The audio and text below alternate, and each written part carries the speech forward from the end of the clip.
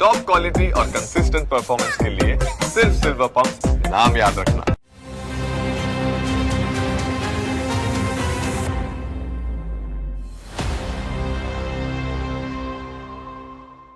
નમસ્કાર. આજની વિશેષ ચર્ચામાં હું છું આપની સાથે હિતવી. આપણી સાથે આજે એક એવા તબીબ જોડાયા છે કે જે ENT સર્જન છે અને આજે તમને રહેલી મગજમાં ઘણી બધી મિથ કહો કે પછી ઘણા બધા ક્વેશ્ચન્સ કહો એના સોલ્યુશન આશા કરીએ છીએ કે આજની ચર્ચામાંથી તમને મળી જશે. ઘણું બધું શીખવા પણ મળશે. તમે કરેલી રોજિંદા જીવનમાં નાની મોટી ભૂલો તમે કદાચ આજના આ કાર્યક્રમ થકી એને હંમેશા માટે બંધ કરી દેશો. તો આ સાથે ચર્ચામાં હું સ્વાગત કરું છું ડોક્ટર હિમાંશુનું. હિમાંશુજી, આપનું ખૂબ ખૂબ સ્વાગત છે. Thank you. આપણે જણાવી દઈએ, ડોક્ટર હિમાંશુ 24 વર્ષ કરતાં વધુ સમયથી આની પ્રેક્ટિસ કરી રહ્યા છે. ઘણા જ બધા જટિલ ઓપરેશન્સ તેમણે કર્યા છે. નેશનલ એવોર્ડ વિનર તો છે જ, ઇન્ટરનેશનલ એવોર્ડ વિનર પણ તેઓ છે. અને આની સાથે એક મહત્વની ઉપલબ્ધિ, 3 વખત Limca book of hat trick holder તેઓ રહી ચૂક્યા છે. એટલે આ જે ઇન્ટ્રોડક્શન તમને મેં આપ્યું એના પરથી તમને આઈડિયા આવી જ ગયો હશે કેટલા નિષ્ણાત ડોક્ટર આપણી સાથે આજે હાજર છે. અને આપણે સામાન્ય માણસને સમજાય એવી જ આજે ચર્ચા કરવાની છે કે જેથી કરીને તમે જે નાની મોટી ભૂલો કરો છો એ કરતા અટકી જાઓ. તો ડૉક્ટર, આજની પહેલી ચર્ચાની શરૂઆત મારે એવી રીતે જ કરવી છે કે 24 વર્ષ કરતાં વધુ સમયથી તમે પ્રેક્ટિસ કરો છો એટલે ઘણા બધા જટિલ કેસો પણ જોયા હશે, ઘણી બધી અડચણો પણ આવી હશે એ કેસને સોલ્વ કરવામાં. તો આપની આખી આ જર્ની વિશે તમે શું કહેશો? Thank you first of all Hetvi અને ન્યૂઝ કેપિટલનો કે આજે આટલો સરસ પરિસંવાદ રાખ્યો છે. We can say awareness seminar જેવું આ રીતનો છે ટોક. 24 વર્ષ પ્રેક્ટિસના પૂર્ણ થઈને 25મા વર્ષમાં હમણાં પ્રવેશ થશે. અને જેમ આપે કહ્યું એ પ્રમાણે સ્ટાર્ટિંગથી I work first in civil hospital Rajkot. પછી રાજકોટમાં જ એક HJ દોશી ટ્રસ્ટ હોસ્પિટલ છે, એમાં મેં 5.5 વર્ષ જોબ કરી.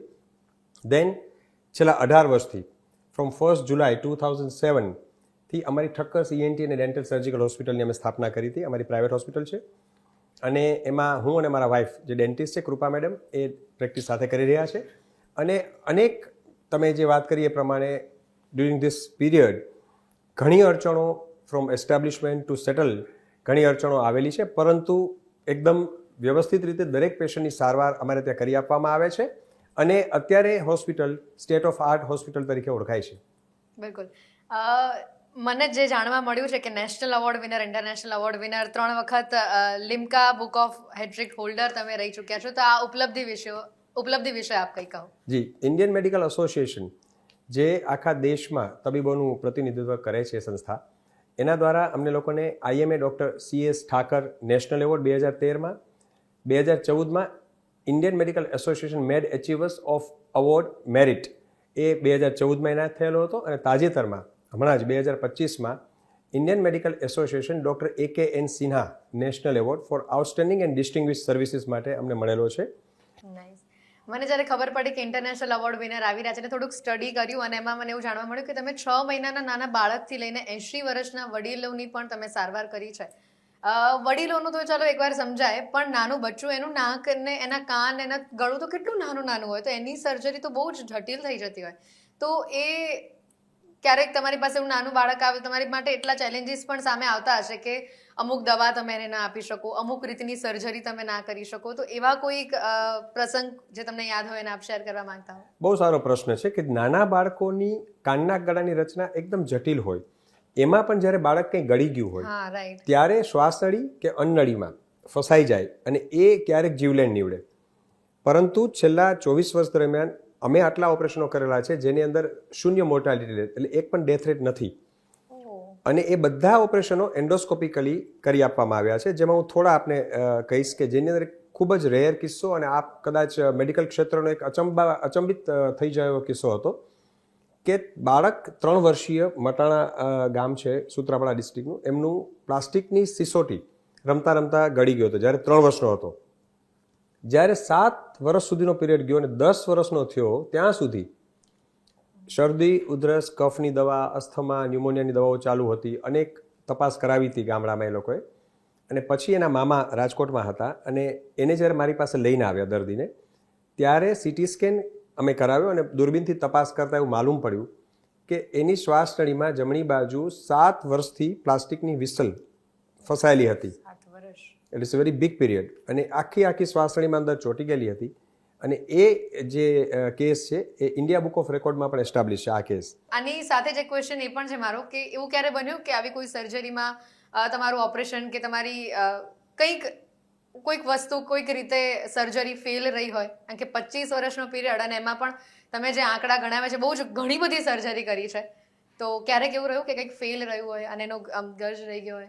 ના, એ ફેલ ક્યારેય રહ્યા નથી કિસ્સાઓ. અને આ જે બધા જે આપણે વાત કરી કિસ્સાઓમાં લાઈફ એન્ડ ડેથનો સવાલ હોય, કારણ કે શ્વાસ નળીમાં જો દર્દીને કંઈ ફસાઈ જાય અને બાળકની ઉંમર નાની હોય, અને આ બધા કિસ્સાઓમાં હેતુ મોટાભાગના કિસ્સાઓમાં 80% તો હિસ્ટ્રી જ નથી હોતી, કારણ કે મા બાપને પણ ખ્યાલ ન હોય, બાળક રમતું હોય અને મોઢામાં કંઈક નાખે કે નાકમાં કંઈક નાખે. એવા કિસ્સાઓ છે, જેમ મેં આપણે 7 વર્ષ કીધું, એવા તો અનેક કિસ્સાઓ કે જે 6 મહિનાથી શ્વાસનળીમાં શિંગદાણો, સોપારીનો કટકો કંઈક ફસાઈ ગયેલું હોય, વારાઘડીએ શરદી થાય, મટે નહીં.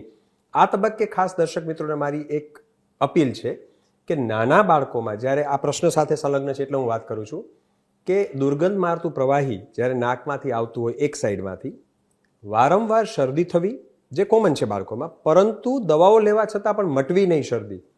દવાઓ લે, પાછી થાય, ફરી પાછી શરદી થાય ને મટે નહીં, વારે ઘડીએ તાવ આવવો, ઉધરસ થવી, શ્વાસ લેવામાં તકલીફ થવી, આવા બધા જ્યારે ચિહ્નો જણાય તો એ વોર્નિંગ સાઇન છે કે બાળકમાં કદાચ રમતા રમતા કંઈ નાખી દીધું હોય તો પણ આવા સિમ્ટમ્સ આવી શકે. તો આવા તબક્કે તાત્કાલિક નિષ્ણાત ડૉક્ટરની સલાહ લેવાથી કોમ્પ્લિકેશન અને જીવ બંને અટકાવી શકાય છે, જીવ બચાવી શકાય છે. એટલે આ તબક્કે ખાસ એક દર્શક મિત્રોને અપીલ કે આવા કોઈ પણ સિમ્ટમ્સ જણાય જે મેં આપને કહ્યા તો તાત્કાલિક નિષ્ણાતની સલાહ લેવી જોઈએ. ઘણી બધી વાતો એ પણ કરવી છે કે તમે જેમ કીધું કે નાકમાંથી જે દુર્ગંધ વાળતું પ્રવાહી, કે આવા ઘણા બધા સિમ્ટમ્સ બાળકોમાં હોય છે પણ નથી ખબર પડતી. ઘણીવાર એ તમે જે પ્રવાહીની વાત કરી એને આપણે એવું પણ કન્સિડર કરી લે કે એને કફ થયો હશે, કફની સ્મેલ આવતી હશે, એટલે એને એવી દવાઓ જાતે ઘરમાં કરાવીએ. અને આપણું ઇન્ડિયન કલ્ચર જ એવું છે કે ઘરમાં દવાઓ રાખીએ જ, અને કંઈ પણ થયું એટલે બાળકને આપણે જાતે દવા આપી પણ દઈએ, અને પછી જો સિવિયર થાય તો આપણે ડોક્ટર પાસે લઈ જઈએ. એટલે આ એક તમામ માતા પિતાએ ચેતવણી રાખવાની છે, ધ્યાન રાખવાનું છે. એના માટે આપ શું કહેશો? બહુ સારો પ્રશ્ન છે હેતવી. 80% કિસ્સાઓમાં જેમ આપે કહ્યું એ પ્રમાણે હાઉસહોલ્ડ રેમેડીઝ આપણે કરતા હોઈએ છીએ કે સામાન્ય શરદી છે એટલે થોડી દવા દઈએ, ઘરે ઘરગથ્થુ ઉપાય કરીએ, ત્યાં સુધી ઠીક છે. પરંતુ જેમ આપે કહ્યું એ પ્રમાણે હમણાં જે વાત કરી કે હમણાં તાજેતરમાં જ એક બાળકના નાકમાં 1.5 મહિનાથી ચેક રબર ફસાયેલું હતું. ચેક રબરનું જે સ્પોન્જ આવે એ દુર્ગંધ મારતું પ્રવાહી સતત નીકળતું હતું, દવાઓ કરાવી ફરક ન પડ્યો. 1.5 મહિના પછી વાલીઓ પાસે લઈને આવ્યા અમારી, અને અમે નાકમાંથી દુર્ગંધ મારતું પ્રવાહી જે હતું એનું નિદાન કરી દૂરબીનથી, અને એક સ્પોન્જ જે ફસાયેલું તે કાઢી આપ્યું. એવા અનેક કિસ્સા. મારી પાસે એક કિસ્સો 3.5 વર્ષ સુધી નાકની અંદર ક્રેયોનના ટુકડા, 3.5 વર્ષ, 9 વર્ષની બેબી હતી અને 3.5 વર્ષથી નાકમાંથી દુર્ગંધ મારતું પ્રવાહી નીકળતું હતું. કન્ટિન્યુઅસ શરદીની દવા, હોમ હાઉસહોલ્ડ રેમેડીઝ અને જે કંઈ દવાઓ લેતા હોય, અને અંતે જ્યારે દૂરબીનથી તપાસ કરી ત્યારે માલુમ પડ્યું કે એના નાકમાં ક્રેયોન જે આપણે મીણિયા કલર આવે 3.5 વર્ષના પીરિયડથી ફસાયેલા હતા.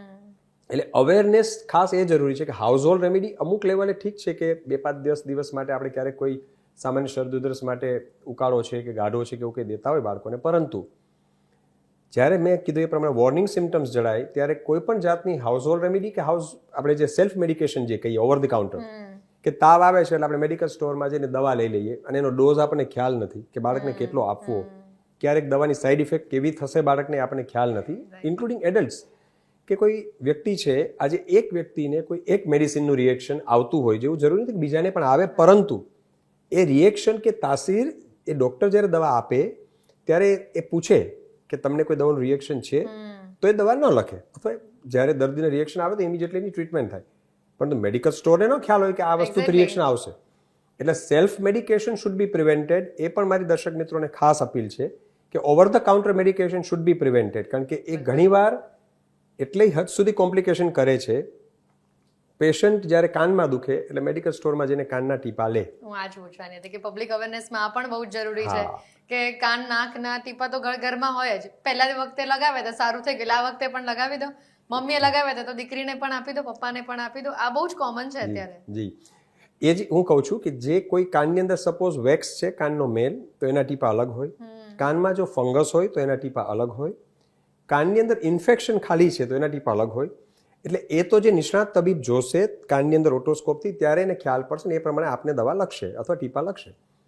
પરંતુ સેલ્ફ મેડિકેશન, કાનમાં જ્યારે મેલ જ ના હોય ને આપ મેલના ટીપા નાખો તો આપ સમજી શકો છો કે કેટલું કોમ્પ્લિકેશન, પડદાને નુકસાન કરે. અથવા કોઈ નાનું સ્ટ્રક્ચર છે, કાનના ગળું એકદમ સોફ્ટ હોય, તો એ ઘણી વસ્તુ એટલી કોમ્પ્લિકેટ કરી દે છે કે ઘણી એકદમ સામાન્ય બાબત છે. જેમ આપણે વાત કરી કે ઘરમાં ટીપા છે, હવે એકવાર ખોલી નાખ્યા હોય, કોઈ ટીપા ઘરમાં નાખ્યા હોય અને એ ટીપા 2 મહિના પછી પાછા રીયુઝ થાય, એ પણ બરાબર નથી. આ ખબર જ નથી દર્શકોને કે ખોલ્યા પછી 2-3 મહિના પછી એને ન વપરાય. ટ્રુ. એટલે આ બધી વસ્તુઓ ખાસ એક આપણા માધ્યમથી હું ફરી ન્યૂઝ કેપિટલને અને આપને ધન્યવાદ આપું છું કે આપણે પબ્લિક સુધી પહોંચી શકીએ છીએ.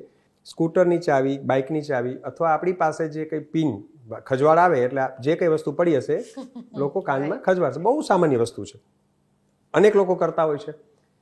આપ માનશો નહીં, અમારા પાસે 10 વર્ષ પહેલાં આવી જ રીતે કોઈ કાટવાળી વસ્તુથી, ચાવીથી કે કંઈ ખજવાડાઈ ગયું હશે અને એક પેશન્ટ મારી પાસે આવ્યું હતું અને એને ઓટોજેનિક ટીટેનસ, જે ખૂબ જ ડેન્જરસ હોય છે, જીવલેણ હોય છે, ધનુર જે કહીએ, અને હિસ્ટ્રી જ્યારે પૂછવામાં આવી ત્યારે બીજી કોઈ એને વાગવાની હિસ્ટ્રી નથી, પરંતુ કોઇન્સિડન્ટલી હિસ્ટ્રીમાંથી એ વસ્તુ ઇલિશિટ થઈ કે એને કાનની અંદર આવી કોઈ ધાતુની પેલીથી, કાટવાળી વસ્તુથી ખોતર્યું હતું અને એને ધનુર થયું અને હોસ્પિટલનો સ્ટે, રોકાણ, જોખમ જીવનું, અને માંડ એ પેશન્ટ બચ્યું એટલે બહાર આવી શક્યું.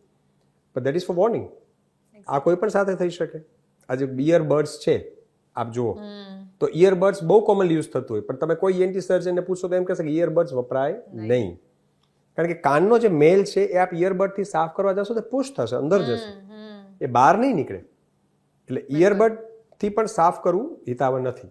સેજ ખંજવાડાવાનો આપણે ઇયરબડનો યુઝ કરીને વાપરીએ. હા, ધેટ્સ વાય. અને આનાથી પણ વિશેષ કે બહાર જે રસ્તા પર બેઠા છે એની પાસે કાન સાફ હજી પણ લોકો કરાવે છે. એવું નહીં કે એના સ્પેશિયાલિસ્ટ છે એની પાસે આપણે જે ત્યાં કોણ પૈસા ખર્ચે, એના કરતા અહીંયા કરાવી દઈએ. અને મેરેજ કાઢવાની વાત છે ને, આવી માનસિકતા થઈ ગઈ છે ને, લોકો એને ગળી જ લીધું છે કે આમ જ થશે. એને કાઢવી બહુ જરૂરી છે.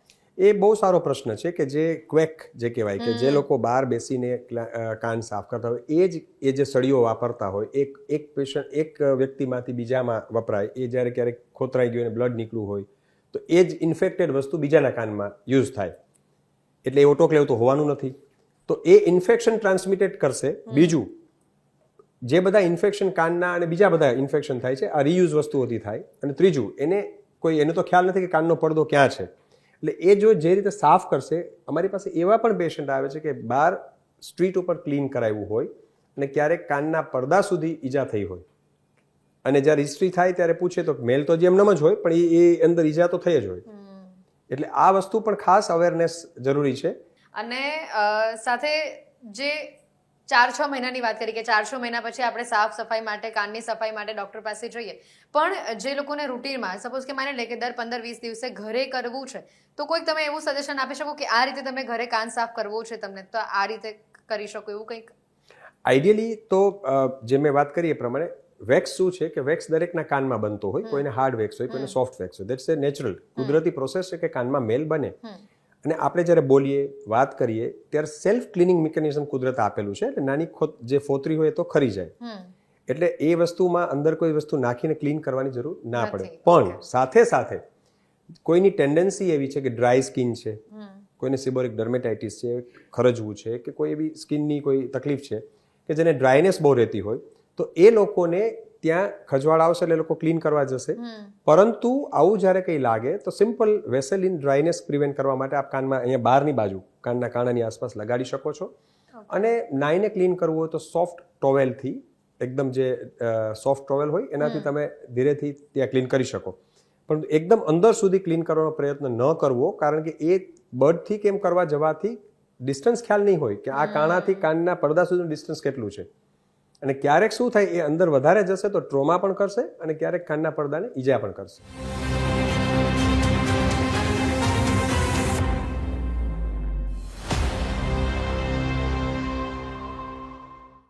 આજના યુવાનોમાં, મોટા લોકોને 50+ બહેરાશ આવે એ વ્યાજબી વસ્તુ છે, પણ આજના યુવાનોમાં પણ બહેરાશ આવી રહી છે. અને કદાચ હું એક જ વસ્તુને અહીંયા ટાર્ગેટ કરીશ કે બ્લૂટૂથ.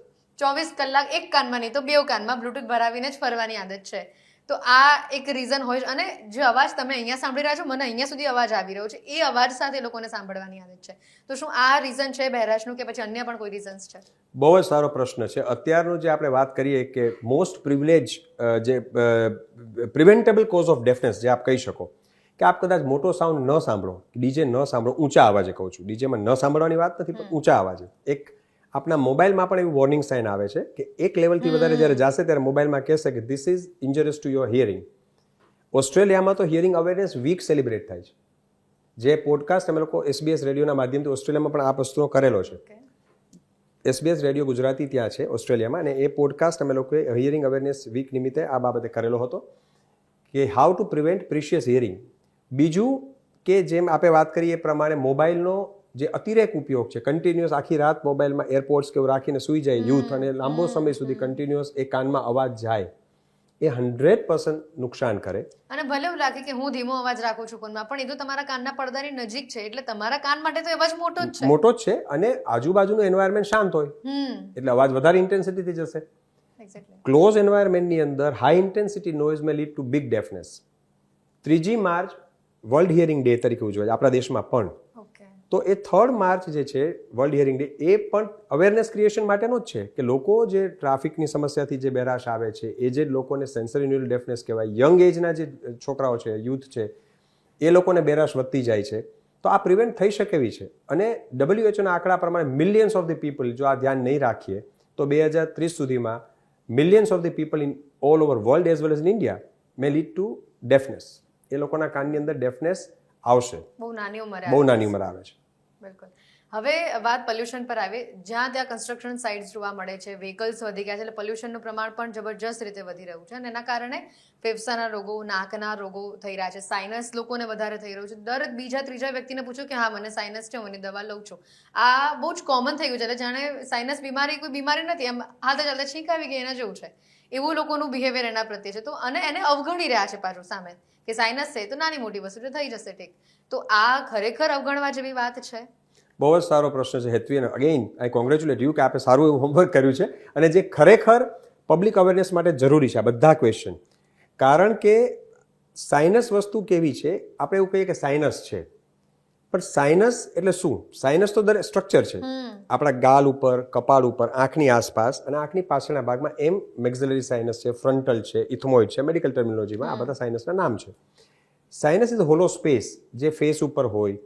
હવે એની અંદર જનરલી હવા હોય, પણ જ્યારે ઇન્ફેક્શન થાય, આવું જેમ તમે આપણે વાત કરી કે પોલ્યુશન, એના લીધે ડસ્ટ અને એલર્જી, એના લીધે સાઇનસના રોગો વધે છે. એટલે સાઇનસના રોગોમાં શું થાય? કન્ટિન્યુઅસ હેડેક થવું, સાથે સાથે એલર્જીક ફંગલ સાઇનોસાઇટિસ ક્યારેક ડેવલપ થાય, એટલે નાકમાંથી સતત પ્રવાહી આવવું, છીકો આવવી, માથું દુખવું. એટલે જે વર્કિંગ આવર્સ છે, વ્યક્તિની વર્ક એબિલિટી છે, કામ કરવાની જે ક્ષમતા છે, જે 6-8 કલાક વ્યક્તિ કામ કરતો હોય, જ્યારે સાઇનસ કે સિમ્ટમ આપણને થશે ત્યારે આપણને કામ કરવાની ઈચ્છા જ નહીં થાય. એટલે એ વસ્તુ વધારે નુકસાન કરે છે. એટલે આ વસ્તુની અંદર પોલ્યુશનને લીધે આ વસ્તુ બનતી હોય છે વધારે, ને allergy. How to prevent? You can wear the mask, જે આપણે કોરોનામાં પહેરતા જ હતા, પણ બહાર નીકળો ત્યારે ખાસ જ્યારે કોઈ વ્હીકલ છે કે એમાં જાઓ ત્યારે જેને ટેન્ડન્સી છે એ લોકોએ ખાસ માસ્ક પહેરવો છે, જેથી એ ડસ્ટ અને ફ્યુમ્સ આપણા નાકમાં ન જાય, નાક વાટે ગળા અને ફેફસામાં ન જાય, અને you can prevent this thing. બિલકુલ. સાથે જ જેમ અમારા જેવા પ્રોફેશનલ રિપોર્ટર્સ છે, એન્કર્સ છે, ટીચર્સ છે, સિંગર્સ છે, એ લોકોને કન્ટિન્યુઅસલી બોલવાનું હોય છે. બોલવાથી શું થવાનું તમારા ગળાને? એક સવાલ ભલે લોકોના મનમાં હોય, પણ તમારું ગળું ઘસાય જ છે. તમારા અવાજમાં પણ તમે રોજ બોલતા હોય તમને ધ્યાન ન જાય, પણ 2-5 વર્ષ પછી તમને તમારો અવાજ પણ થોડો ઘણો બદલાયેલો લાગે, જાડો અવાજ થોડો લાગે. અને આ દરેક પ્રોફેશનના લોકોને કે જે બોલવા સાથે જોડાયેલા છે લાગે. તો ગળાની કેર કરવી, અને એમાં પણ પોલ્યુશનની સાથે ડીલ કરીને, વધુ પડતું ઊંચા અવાજે બોલીને કે અવાજ મોડિફાય કરીને બોલવું, તો એ તમારા ગળાને ડેમેજ કરે છે? ઓફકોર્સ. જે આપણે પ્રશ્ન કર્યો એ પ્રોફેશનલ વોઇસ યુઝર્સ જે લોકો છે, એન્કરિંગ કરતા હોય છે, સિંગર્સ છે, ટીચર્સ છે, એ લોકોને કન્ટિન્યુઅસ જ્યારે બોલવાનું થતું હોય, અને ખાસ કરીને સિંગર્સ કે જે લોકોને હાઈ નોટ્સમાં જ્યારે ગાવાનું થાય, ત્યારે હાઈ નોટ્સને લીધે જે આપણી સ્વર પેટી હોય ગળાના નીચેના ભાગમાં, એના 2 પડદા હોય જેને વોકલ કોર્ડ્સ કહેવાય. એનું મિકેનિઝમ એવું છે કે જેટલા ઊંચા નોટ્સમાં જ્યારે ગાવાનું થાય કે બોલવાનું થાય કે કોઈ બૂમ કે ચીસ પાડવાની થાય, ત્યારે એ પડદા એકદમ ભટકાઈને રબ થાય સામે, અને એને લીધે વોકલ કોર્ડ એટલે સ્વર પેટી ઉપર નોડ્યુલ, એક રાઈના દાણા જેટલું ઝીણું સ્ટ્રક્ચર બને, જેને વોકલ કોર્ડ નોડ્યુલ કહેવામાં આવે. એટલે નાનકડી એવી રસોડી જેવું. અને that leads to hoarseness of voice, એટલે અવાજ ઘોઘરો થવાની સમસ્યા અવાજ વધારે પડતા ઉપયોગને લીધે બની શકે. અને ઘણી વખત આ વસ્તુ એટલી હદ સુધી હોય કે વ્યક્તિનો અવાજ ત્યાં સુધી બગડી શકે કે he can not able to speak clear words. જ્યારે એ પોતે બોલવા જાય ત્યારે અવાજ ઘોઘરો હોવાથી પૂરા શબ્દો પણ બોલી શકતો ના હોય, એકદમ ખરડાઈ જાય. એટલે ટીચર્સ અને સિંગર્સમાં અને ખાસ કરીને પ્રોફેશનલ યુઝર્સમાં કન્ટિન્યુઅસ યુઝ ઓફ વોઇસ, ખાસ કરીને અવાજ, જ્યારે હાઈ નોટ્સમાં આપણે ગાવાનું હોય કે રિયાઝ કરતા હોય તો થોડો બ્રેક લેવો. લ્યુકવોર્મ વોટર મે બી હેલ્પફુલ. ગળામાં નવશેકું ગરમ પાણી પીવાથી એ વસ્તુ ડ્રાયનેસ નહીં થાય ગળામાં, અને ડ્રાયનેસ નહીં થાય તો સ્વર પેટીને વધારે લોડ કરવો નહીં પડે. જેથી બોલો તમે, બોડું સૂકું હોય તો અવાજ વધારે સ્ટ્રેનથી કાઢવો પડે. તો ડ્રાયનેસ પ્રિવેન્શન માટે લ્યુકવોર્મ વોટર છે તમે સતત પીવો. લોજન્જીસ છે, હની ટસ છે કે આપણે હની હોય એ પણ તમે લઈ શકો. હળદર અને હની સાથે પણ લઈ શકો. That leads to softness of your throat. અને સ્ટીમ ઇનહેલેશન જ્યારે ઇન્ફેક્શન હોય ગળામાં તો ઇટ વેરી હેલ્પફુલ. તમે ગરમ પાણીની નાશ લઈ શકો. અને of course during bigger time, like suppose વધારે રિયાઝ છે કે વધારે સ્લોટ્સ છે ત્યારે અવાજને આરામ આપવો વચ્ચે વચ્ચે ખૂબ જરૂરી. તો આ પ્રિવેન્શન થઈ શકે. એના કોઈ સિમ્ટમ્સ તમે કહી શકો? કારણ કે વી આર ઇન્ડિયન્સ, આપણને આદત છે કંઈક વધારે થશે ત્યારે ડોક્ટર પાસે જઈશું, પણ ક્યાંક તમને કોઈક એવા સિમ્ટમ્સ દેખાય છે કે તમને વારંવાર બોલવામાં કોરી ઉધરસ આવે છે, તમને કફ નથી પણ ઉધરસ આવી રહી છે, કે પછી બહુ જ તરસ લાગે છે, એવા કોઈ બી નાના મોટા સિમ્ટમ્સ, તો એની સાથે આપણે કનેક્ટ કરી શકીએ? બહુ સારો પ્રશ્ન એટલા માટે છે કે આ પ્રશ્ન સાથે આ એક નેચરલ હતું કે વોઇસ એબ્યુઝ, પણ સિમ્ટમ્સમાં જ્યારે અવાજ વધારે ખરડાય, બોલવામાં સ્ટ્રેન પડવું, અને ખાસ કરીને વ્યસનવાળા વ્યક્તિઓમાં જ્યારે સ્વર પેટીની અંદર અવાજનો બદલાવ ઉદ્ભવે, એટલે સ્મોકર્સ, હું ખાસ કરીને સ્મોકર્સની વાત કરું, જે લોકો સિગરેટ વધારે પીતા હોય, તો ચેતી જવાની જરૂર છે. 4-6 અઠવાડિયાથી વધારે સમય સુધી જો અવાજનો ઘોઘરો અવાજ થવો, મીન્સ અવાજનો બદલાવ થવો, ગળફામાં લોહી આવવું, મોઢું ઓછું ખુલવું, મોઢામાં કે ગલોફામાં પડેલી ચાંદીમાં રૂજ ન આવી 4 અઠવાડિયાથી પણ વધારે સમયથી વ્યસનવાળા વ્યક્તિઓમાં, અને ખોરાક ગળવામાં તકલીફ પડવી, તો આ બધા સિમ્ટમ્સ વોર્નિંગ, આ બધા જે સાઇન્સ એન્ડ સિમ્ટમ્સ છે વોર્નિંગ છે કે you must go to consult the doctor, કે એમાં કંઈક કોઈ તકલીફ, ક્યારેક કેન્સર પણ હોઈ શકે. એટલે આ જે વ્યસનવાળા વ્યક્તિઓ છે એમના માટે, અને જે રૂટીન લોકો છે જેમને વ્યસન નથી અને અવાજનો ઉપયોગ વધારે છે, તો એમને પણ જ્યારે બહુ અવાજ ઘોઘરો થવાની શરૂઆત થાય તો સ્ટાર્ટિંગમાં જ બતાવી દેવાથી કન્સલ્ટને, અને ખાસ કરીને જ્યારે દૂરબીનથી ગળામાં તપાસ કરે અને એ નિદાન કરે કે ભાઈ સ્વરપેટીનો પ્રોબ્લેમ નથી છે, શું છે, સોજો છે, નોડ્યુલ છે, તો શરૂઆતના તબક્કામાં દવાથી મટી જાય તો પછી કંઈ કરવાની જરૂર ના પડે. પરંતુ વોકલ કોર્ડ નોડ્યુલ એકવાર ફોર્મલી બની જાય તો ક્યારેક માઇક્રો લેરિન્જિયલ સર્જરી, એટલે દૂરબીનથી સ્વર પેટી ઉપર જે મસો હોય એ કાઢવો પડે, અને એને MLS સર્જરી કહેવામાં આવે છે. But you can prevent. Initial સ્ટેજમાં આપ દવા લઈને પણ એ અટકાવી શકો છો. બિલકુલ. એક રૂટીન આદત આપણા ઘરની દરેક લેડીઝને હોય છે, બહાર શાકભાજી ખરીદવા જશે એટલે હાથથી તો જોશે નખ મારીને કે બરાબર ફ્રેશ છે કે નહીં, પણ સૂંઘીને જોશે. ફ્રૂટ્સ લેવા જશે તો સૂંઘીને જોશે. અને હવે જે રીતની જંતુનાશક દવાઓ ખેત પેદાશો માટે વાપરવામાં આવે છે ને એ સાફ, તમે કોઈ પણ ફ્રૂટ ને બધું લેવા જાઓ એના પર એ પરત હોય જ છે, આપણે ઘરે આવીને કમ્પલસરી ધોવું જ પડે, પણ એ ધોયા પહેલાં તમે એને સૂંઘ્યું છે એટલે એ દવા તમારા નાક વાટે, તમારા ફેફસામાં ગઈ છે, તમારા શ્વાસમાં ગઈ છે, તો એના માટે કેવી રેડ સાઇન્સ છે તમામ લેડીઝ માટે? ખાસ કરીને જે આપણે કીધું એ પ્રમાણે અત્યારે પેસ્ટિસાઇડ્સ ને બધું છાંટતા હોય છે, ધૂળ એની ઉપર ચોટેલી હોય છે, દેટ લીડ્સ ટુ એલર્જી. તમે સૂંઘો અથવા કોઈ વસ્તુ નેઇલની અંદર એને પ્રિક કરીને તમે ટેસ્ટ કરો કે તો એ નાક વાટે ધૂળ તો જવાની જ છે, અથવા જે પેસ્ટિસાઇડ્સ કે છાંટેલા એની ઉપર હોય કે સાફ બરાબર ન થયું હોય તો એનાથી એલર્જી ડેવલપ થઈ શકે. તો એ ખાસ અટકાવવું જોઈએ. એ નાકેથી આપ સૂંઘશો તો એ અલ્ટિમેટલી તો તમે જે કીધું એ પ્રમાણે નાક વાટે ગમે ત્યારે શ્વાસ લઈને ફેફસામાં પણ પહોંચવાનું છે. ડૉક્ટર, નાના બાળકોમાં બહેરાશ ટાઈમ પીરિયડ જેમ જેમ આગળ આવી રહ્યો છે એમ વધુ સામે આવી રહી છે, તો એ લોકોમાં નિદાન શક્ય છે આનું? બાળક જ્યારે માતાના ગર્ભમાં હોય અને કોઈ માતાને જો ચેપ લાગ્યો હોય ગર્ભમાં, તો એ જે ઇન્ફેક્શન છે, રૂબેલા વાયરસ છે કે એવો કોઈ વાયરસનો ચેપ, અને બાળકનો જન્મ થાય, અધૂરા મહિને જન્મેલા બાળકો, ક્યારેક બાળક જન્મીને રડ્યું ના હોય અથવા એને કમળો થયો હોય, જન્મીને આંચકી આવી હોય, પેટીમાં રાખવું પડે એટલે NICUમાં રાખવું પડ્યું હોય અને ઓક્સિજન આપવું પડ્યું હોય, તો આવા બાળકોની અંદર હાઈ ચાન્સીસ રહેતા હોય છે કે બાળક જન્મથી બેરું જન્મે. હવે જન્મથી જ્યારે બાળકમાં બેરાશ હોય તો ઓફકોર્સ એની સ્પીચ ડેવલપ જ નહીં થાય, એટલે એ બોલી નહીં શકે.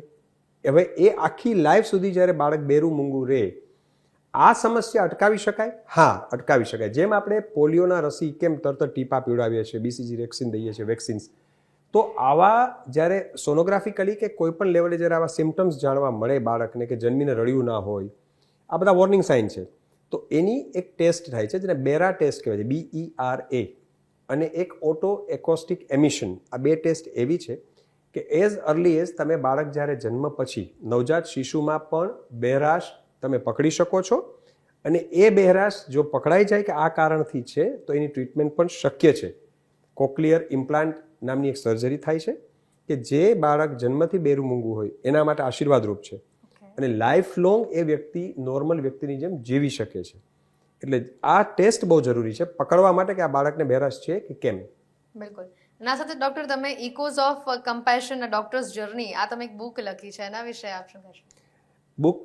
This book is very close to my heart. અમે લોકોએ ઘણા લાંબા સમયની મહેનત પછી અમારા જે 2 દાયકાથી પણ વધારે સમયના અનુભવોનો નિચોડ છે. એમાં અમે અનેક આર્ટિકલ લખેલા છે જેની અંદર પબ્લિક અવેરનેસના આર્ટિકલ્સ છે, કાનના ગળાના રોગો વિશે છે, એલર્જી વિશે છે, વ્યસન મુક્તિ વિશે છે, ખાસ કરીને કાનની સમસ્યાઓ, મિથ્સ એન્ડ ફેક્ટ્સ જે આપણે હમણાં ચર્ચા કરી કે માન્યતાઓ અને ગેરમાન્યતાઓ વિશે છે. એટલે અમારી જે 2 દાયકાથી પણ વધારે સફર છે એ બુક અમે લોકોએ બનાવી, અને એ બુકનો ખાસ પર્પઝ થેલેસેમિયા પીડિત બાળકો અને ગૌસેવા માટે અમે લોકોએ કમ્પ્લીટ ડોનેટ કરેલી છે. એટલે એની જે કંઈ આવક છે એ બધી અત્યારે થેલેસેમિયા પીડિત બાળકો અને ગૌસેવા માટે સમર્પિત થાય છે, અને એ સીધા એ ટ્રસ્ટને પણ ડાયરેક્ટલી કોડથી જ ટ્રસ્ટને સીધું ફંડ ટ્રાન્સફર થાય છે, જે QR કોડ હોય છે એનાથી. એટલે બુક બનાવવા પાછળનો પર્પઝ જ આ હતો કે એક સામાજિક ફરજ આપણે અદા કરી શકીએ અને આપણાથી જે શક્ય હોય એ મદદ થઈ શકે. બિલકુલ, ખૂબ જ સુંદર વિચાર સાથે તમે આ કામ કરી રહ્યા છો. ધન્યવાદ છે તમને, અને આશા કરીએ છીએ કે આ થ્રુ આઉટ ચર્ચા થકી તમે જે રોજિંદા જીવનમાં નાની મોટી ભૂલો કરો છો એ આ ચર્ચા સાંભળ્યા પછી નહીં કરો, અને તમને ખબર પડી હોય, તમને કંઈક શીખવા મળ્યું હોય તો આસપાસના લોકો સાથે પણ આ વાતને શેર કરજો અને એમને પણ આવી ભૂલો કરતા અટકાવજો. કારણ કે ડૉક્ટર પણ એ કહી રહ્યા છે કે મારી પાસે પેશન્ટ ઓછા આવશે મને ચાલશે, પણ આવી બધી ભૂલો તમે ના કરતા. True, very true. ડૉક્ટર, આપ અમારી સાથે ચર્ચામાં જોડાયા, આપનો ખૂબ ખૂબ આભાર. થેન્ક યુ હેતવી, અને ખાસ કરીને ન્યૂઝ કેપિટલની ટીમ અને આપનો હું ખૂબ ખૂબ આભારી છું કે આપના માધ્યમથી એક આપણે આ પબ્લિક અવેરનેસ સંવાદ કરી શક્યા. Thank you. બિલકુલ. તો દર્શક મિત્રો, આજની આ ચર્ચામાં અત્યારે ફક્ત આટલું જ. રજા આપશો. નમસ્કાર.